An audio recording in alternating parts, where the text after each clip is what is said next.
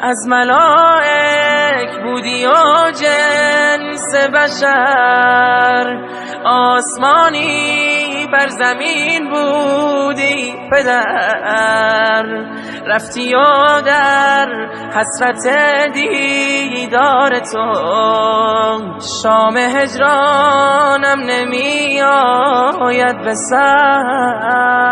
کاش بازایی برای مدتی، چند روزی، ساعتی یا یک نظر، تا ببینی حال و روز زار ما، حال اهل خانه و حال عمر، تا ببینی حس گرم زندگی گشت معکوس و شده زیر و زبر. حسرت یک بوسه بر دستان تو خون شده بر دیدگان و بر جگر.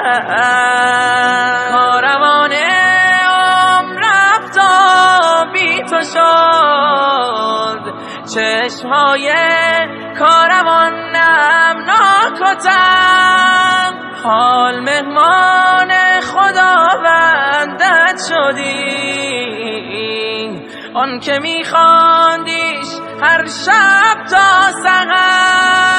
دستهایت سوی او میشد دراز، از عذاب و خشم میکردی حزن، عاقبت آخر شد ایام فراق، سوی آغوشش گشودی بال و پر.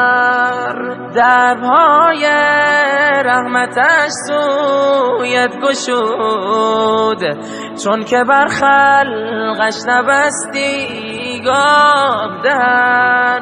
جمعه بود و جمع در رشک و شگفت، زین عروج مطمئن و بی خطر.